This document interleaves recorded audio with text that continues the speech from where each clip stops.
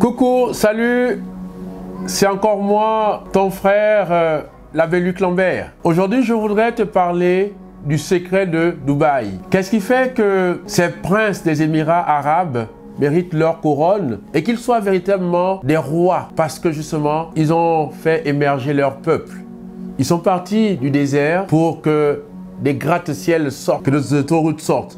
Que le monde entier est parti justement de là où ils sont pour aller vers le désert. Un désert qui a été transformé. Alors, tu vois dans Genèse au chapitre 1, les versets 28, Dieu nous dit, multipliez-vous, soyez féconds, multipliez-vous. Nous sommes appelés à la croissance, nous sommes appelés à nous développer, nous sommes appelés à nous transformer, nous sommes appelés à augmenter notre capital, à augmenter notre rien pour quelque chose de grand, à augmenter notre réputation pour une renommée, à augmenter notre santé, à augmenter notre capital, à transformer nos vies. Parce que nous sommes dans notre nature faits pour la croissance, pour prospérer. Comme le dit 3 Jean 1,2, il dit, bien-aimé, je souhaite que tu prospères à tous égards. C'est-à-dire que tout le domaine de ta vie s'élève. S'élève dans la vie affective, s'élève dans la vie sociale, s'élève dans la vie familiale, s'élève dans la vie professionnelle, s'élève dans la vie financière et matérielle, s'élève dans la santé. Et donc, le modèle de, si tu veux, de cette recommandation de Dieu, c'est ce que j'appelle le secret de Dubaï. Voilà un pays, avant les années 1960, c'est un pays qui était totalement désertique. Et nous savons que selon la conception commune, c'est que le désert est un lieu de pauvreté, un lieu aride, un lieu où il n'y a rien, où il n'y a que la chaleur, un lieu austère, un lieu où il n'y a que des serpents et des scorpions, ou un lieu où tout le monde fuit. Pourtant, aujourd'hui, tout le monde va vers le désert à Dubaï parce qu'ils ont su transformer le désert au Burj Khalifa, en autoroutes, à un lieu agréable, un lieu merveilleux. Alors, quel est ce secret-là? Il y a 2 choses. La première chose que j'ai remarqué en étant à Dubaï, c'est qu'ils se sont déclarés pour Dieu. Comme dit Matthieu 10, 32, Jésus dit, celui qui se déclare pour moi devant le Père, devant les hommes, moi aussi je veux déclarer pour vous devant le Père qui est dans les cieux. Il faut, frères et sœurs, apprendre à reconnaître que Dieu est Dieu et sans lui nous ne sommes rien. On peut être intelligent, on peut être beau, on peut avoir de l'argent, etc. Mais il faut reconnaître que sans Dieu, nous ne sommes rien. Tout ce que nous sommes, tout ce que nous avons vient de lui. Et nous devons l'adoration, nous devons que nous le louons, le glorifier, reconnaître que c'est par grâce que nous sommes sur la terre. C'est par grâce que je vous parle. C'est par grâce que je respire. C'est par grâce que je suis vivant. C'est par grâce que ma bouche parle, que mes oreilles entendent, que mes yeux voient. C'est par grâce que ce que j'ai, ce que je fais et ce que je suis. C'est par grâce. Alors, il est important, frères et sœurs, de reconnaître que Dieu est Dieu. Comme dit Jean 15, 5, sans moi, vous ne pouvez rien faire. Voilà d'ailleurs pourquoi dans le psaume 1, il est écrit que « Heureux l'homme qui craint le Seigneur, il est comme un arbre planté près des eaux limpides, tout ce qu'il entreprend réussit. » Voyez, vous allez remarquer qu'à Dubaï, partout il y a des mosquées. Ils ne sont peut-être pas saints. Il peut y avoir des pécheurs. Mais au moins la nation s'est déclarée pour Dieu. La nation a pris position pour le Seigneur. Ils ont reconnu que justement, il y a Allah, il y a Dieu, et Dieu est Dieu. Et que nous devons reconnaître que justement, à travers tout ce que nous avons, tout ce que nous sommes, tout vient de Dieu. Alors, ils ont élevé leur nation. Ils sont déclarés pour le Seigneur. Et il y a même des principes moraux qui sont liés à, si vous voulez, à leur crainte de Dieu. C'est pour cela que vous allez voir la première chose, c'est que heureux l'homme qui craint le Seigneur. Il est comme un arbre planté près des courants d'eau limpides et tout ce qu'il entreprend réussit. Donc, tout ce qu'ils vont entreprendre réussit. Le Burj Khalifa, ça réussit, ça marche. C'est-à-dire que même, vous voyez que même ce lieu-là qu'on pensait, c'était un lieu vraiment aride. Aujourd'hui, on va faire du safari au désert. Aujourd'hui, vous voyez, il y a des oasis là-bas, les gens vont, il y a la vie au désert. Pourquoi? Parce que tout ce qu'on entreprend dans le désert avec Dieu réussit. Alors, c'est la première chose. Craindre Dieu. Reconnaître, frères et sœurs, que sans Dieu, nous ne sommes rien. Quelle que soit, tu sais, ta beauté, ton argent, ta popularité, si tu n'as pas encore Dieu dans ta vie, tu n'es encore rien du tout. Alors, toi aussi, comme à Dubaï, crains Dieu. Reconnaître qu'il est Dieu. Reconnaître qu'il est la source de toutes choses.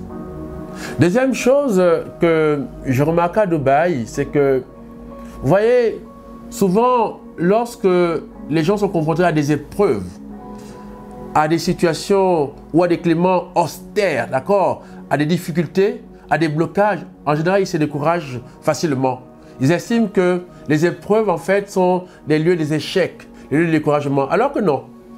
Eux ici, lorsque ils ont vu le désert et que tout le monde a dit « Ah, le désert, tu sais, c'est un pays aride, dur, c'est austère, il fait très chaud, on ne peut pas vivre là-dedans. » Eux, ils ont dit justement que lorsque les épreuves arrivent dans ta vie, ça doit être des challenges, des défis à remonter. Alors, au lieu de se décourager, au contraire, ils ont saisi justement les épreuves, l'austérité du climat du désert, d'accord, la chaleur, etc. Donc, toute cette austérité du désert-là pour être un tremplin pour l'élévation. Alors, ils se sont mis à travailler. Parce que tu vois, Dieu ne va jamais bénir les paresseux. Dieu ne va jamais bénir les paresseux. Les épreuves dans la vie, c'est pour t'encourager à être un courageux. Les épreuves dans la vie viennent déterminer qui est un héros et non pas un zéro. Tu vois, ce sont des travailleurs, ce sont des bosseurs, ce ne sont pas des paresseux. D'ailleurs, tu vas remarquer une chose, que dans Matthieu chapitre 25, les versets 14 à 30, lorsque il est dit que Dieu donna des talents, il est comme un roi qui a donné 5 talents, 3 talents, 1 talent à chacun. Il dit que, écoutez, je pars, je vous remets les talents, à mon retour d'alors, et il part. Quand il revient, alors le premier qui a reçu les 5 talents, dit, écoute, voilà, des 5 talents, j'en ai gagné 5 autres, ça fait 10. Celui qui a eu les 3, il dit, voilà, j'en ai gagné 3 autres, ça fait 6 talents. Et celui qui a eu le seul talent, il dit, voilà, à ce roi, à Dieu, que non, tu vois, moi, je n'ai pas gaspillé ma vie. Voilà le talent que tu m'as donné. J'ai eu peur de toi, je l'ai enfoui. Le maître m'a dit, jetez-le dehors. Jetez-le en enfer, jetez-le dehors. Mais pourquoi? Pourtant, dans le principe, il n'a rien fait. Il a redonné ce qu'on lui a donné. Mais pourquoi se mettre si difficile avec cette personne qui n'a pas multiplié les talents? Parce qu'en fait, tu vois, il n'y a pas de milieu dans notre vie. Soit tu crois ou tu décrois.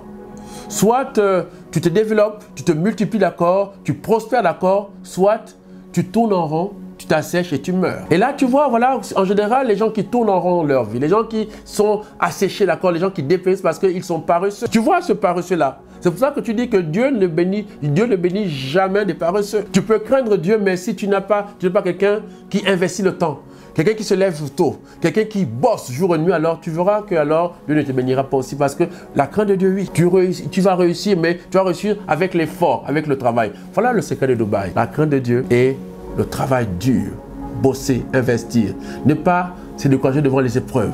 Ne pas se décourager devant l'austérité du climat. Bien au contraire, ça doit être un tremplin. Tu vois, c'est comme la vague. On va voir une vague haute. Elle arrive, d'accord? Elle peut faire peur. Et voilà que le surfeur, au contraire, il se saisit de la vague pour surfer. C'est un tremplin. Les épreuves doivent nous pousser. Comme en ce moment, avec la crise sanitaire que nous traversons, et la crise sociale, la crise politique, la crise financière qu'elle a entraînée. Ça ne doit pas être les lieux où nous devons entrer en dépression, nous décourager. Mais au contraire, ça doit être les lieux maintenant où, au contraire, il faut investir le temps. Il faut bosser, il faut croire. Justement, c'est dans les moments difficiles qu'il faut travailler, il faut investir le temps.